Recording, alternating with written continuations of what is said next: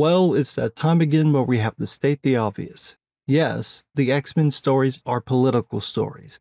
They've been that way since 1975. I thought you all would have known that by now.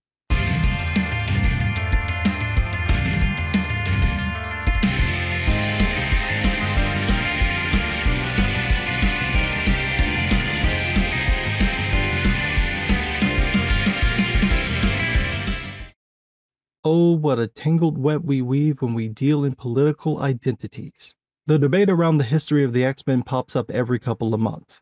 The last round started because of news about the X-Men 97 show. In a promotional article, the showrunner mentioned that the character Morph would now be non-binary, and this set off people from all sides. You've got one side claiming that the X-Men have gone woke. You got the other saying that the X-Men have always been woke. And in the middle, you've got a teaser trailer that wasn't all that impressive. Now, I saw the line about Morph's identity swap, and I gave it the only reaction it deserved. I rolled my eyes, because it's silly. You're making him non-binary because he's a shapeshifter? That's the laziest idea you could have come up with for a character who's barely in the original show. And to be honest, I don't even care about that. My problem is the teaser. It didn't look all that great, so I will wait to see the first episode, and if the animation sucks, I'm out. I'm only interested in the show for nostalgia purposes, so if it doesn't follow the original plot and the animation isn't on point, and it's Disney so y'all have the means and the money to make it look good, I'm not even going to give you my time.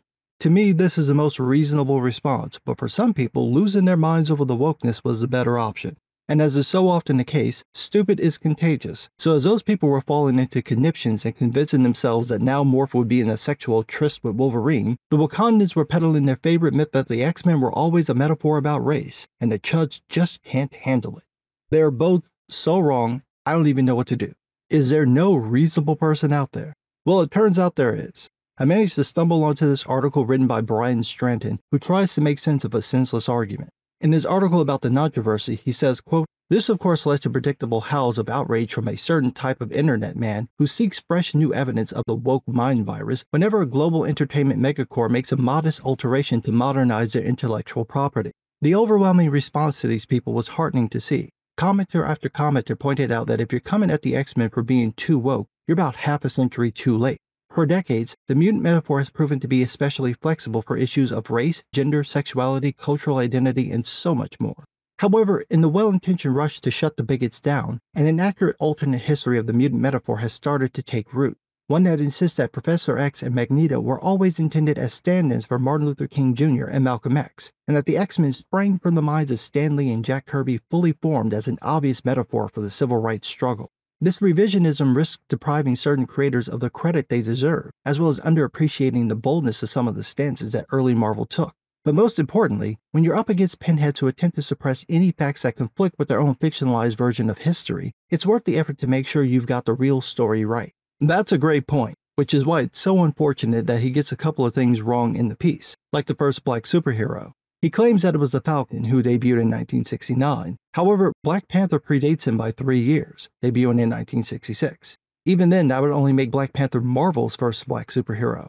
Lion Man from All Negro Comics is arguably the first, debuting back in 1947. Stranton also makes another mistake when he claims Chris Claremont created the Legacy virus. This was actually created by Fabian Nicieza in X-Force number 18.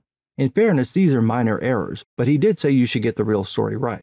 But that's just me being petty. I agree with this position that there are people trying to deny the X-Men's history because it doesn't fit the narrative. A recent article from Bounding Into Comics is a perfect example of this. The writer accuses Marvel executive Tom Brevoort of, quote, "adding an insulting edge to his previous attempt to rewrite history through a modern lens." Marvel Comics executive Tom Brevoort has dismissed those who dissent to his belief that progressive social messaging is an inherent part of the X-Men's identity, and specifically used the term woke in their criticisms as nothing more than cretins acting in bad faith. First of all, Bounding Into Comics has spent the better part of the last 5 years name-calling anyone they don't like and engaging in bad faith arguments, so much so that you'd have a hard time finding examples of when they didn't. I'm pretty sure they've called Brevoort worse things than cretin, and some of them were probably deserved, so the time for being precious about name-calling and bad faith is over. If you can dish it out, you should be able to take it. Second of all, what history is he rewriting? Progressive social messaging has been a part of X-Men stories for decades since Chris Claremont took over the book. Claremont's run defined the X-Men, and most of the popular stories come from that run, many of which have overt political, left-leaning themes, so what exactly is Brevoort rewriting? Bounding into Comics never gives an example, but I would love to see one. What part of the trial of Magneto, or the Legacy Virus, or the Mutant Registration Act, or Civil War is being rewritten through a modern lens? Perhaps it's the origin of mutants. Both Stratton and Bounding into Comics mention Stan Lee interview where Lee explains how he created mutants. Contrary to what many people claim, Lee didn't create the X-Men as an allegory about race issues. Quote, once I figured out what powers they'd have, I had to figure, how did they get their powers? And they were all separate people that weren't connected to each other, so I knew that would be a hell of a job. And I took the cowardly way out, and I figured, hey, the easiest thing in the world. They were born that way. They were mutants. So I thought that would be one way to get around having to find new origins. If that's the issue, then that's easily fixed by just citing Stan Lee. But that isn't what Bounding into Comics or the people complaining about the X-Men going woke are talking about. What they're talking about are the 60 years of stories, and as much as I'd hate to agree with Tom Brevoort, even a broken clock is right twice a day, unless it's digital. Quote, this is a book about oppressed outsiders, each a minority of one for all that they share the X gene and a commonality of purpose, who are hated and feared because they are different, and who have to constantly struggle to find acceptance within a society that does not understand them and wishes they would just go away. Every X-Men comic book published since 1963 is about these themes to one degree or another. Without them, it wouldn't be X-Men. So while our primary objective is always going to be to entertain and to thrill, this is always going to be a prevalent stratum in every X-Men story. If your primary objective is to entertain and thrill, then how in the hell do you explain the Krakoa era? Nobody is entertained. Even the people making the books aren't entertained. That said, he's right about the X-Men. The principal story driving the X-Men is that they're outsiders feared and hated by the rest of the world. They dress up in costumes and play the role of superheroes to prove that all mutants aren't dangerous. Unfortunately, this doesn't work, neither in the Marvel Universe or in the real world. Proof of this can be seen in people's responses to my video about mutants from a couple of months ago, where the typical response from the anti-woke types was, but mutants are dangerous and should never be trusted and should just be killed to keep humans safe. Since I knew that would be their response, I kept mentioning that mutants usually get their powers when they're still children. That didn't change anyone's mind. I didn't expect that it would, but I was amused that the same crowd who goes on and on about protecting the kids freely admitted that they'd totally kill kids if they thought they could justify it. And part of me kind of wants to hear that justification. Like, how are you going to explain why you put a bullet in the head of Doug Ramsey? Oh no, he intuitively understood the words you were saying. Now he has to die? Would that apply to Kurt Wagner as well? I mean, Nightcrawler does look like a demon. Or does he get a pass because he's Catholic? What do you do with Wolverine, Sabretooth, and Wildchild? Oh no, they got a healing factor. We gotta kill them. Well, that's probably not gonna work. Well, we'll just keep trying until we find something that does. The whole thing sounds silly, because it is. I understand not wanting to be browbeaten with someone's room temperature political takes. That's one of the reasons I've been taking the right to task. But I don't understand getting pissy over someone pointing out the actual history of the X-Men. No, Stan Lee didn't create them to be a metaphor or allegory about race, but Chris Claremont did shift the stories in that direction, and they've continued along that path since 1975. That's almost 50 years, so anyone trying to claim that the X-Men getting political is a new concept clearly hasn't read the books and doesn't know a damn thing about the X-Men.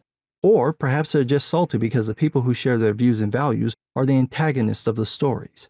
That said, it doesn't mean that in recent years the tone of the stories haven't changed. It's no longer about having a political theme play out with well-defined characters, but instead some writer using the characters as sock puppets and self-inserts just to play identity politics.